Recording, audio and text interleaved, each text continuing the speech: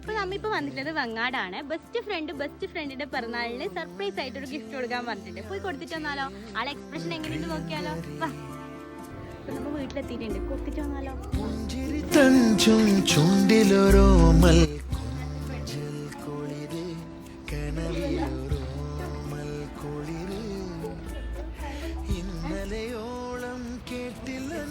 നീ പൂന്തേൻ ചിന്ത